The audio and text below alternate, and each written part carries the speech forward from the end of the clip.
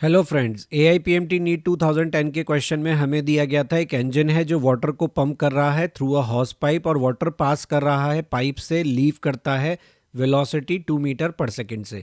Mass per unit length of water in the pipe हमें दिया हुआ है 100 किलोग्राम पर मीटर और हमसे पूछा है पावर ऑफ इंजन कितना होगा।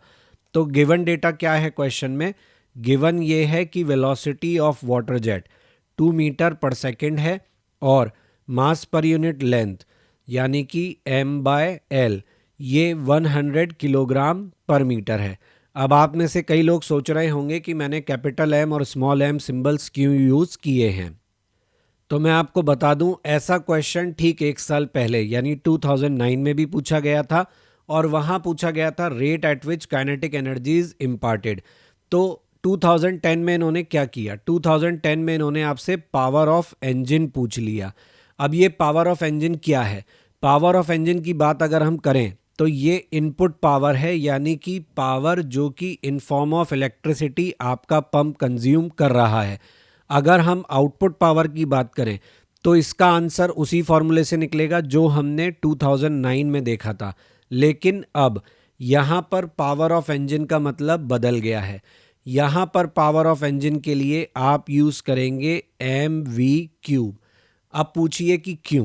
क्योंकि rate at which kinetic energy is imparted, जिस रेट से काइनेटिक एनर्जी इम्पार्ट की गई थी, इसका आंसर 2009 में हमने देखा ½ mv³ था। तो पावर ऑफ इंजन mv³ कैसे हो गया?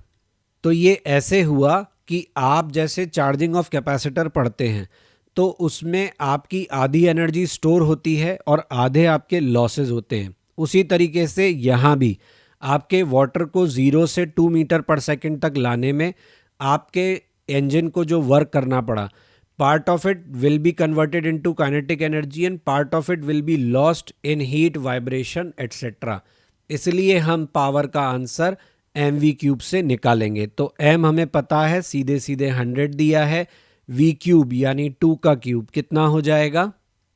तो ये आएगा आपका 800 वॉट्स और वही हमारा सही आंसर है। आई होप आपको ये सोल्यूशन समझ आया होगा। Please like, share and subscribe my channel और बेल आइकन दबाना ना भूलें ताकि सभी इंपॉर्टेंट अपडेट्स आपको टाइमली मिलते रहें। इसके अलावा मेरे क्वेश्चंस के टेक्स्ट सोल्यूशन के लिए आप मेरे ब्लॉग पर विजिट कर सकते हैं।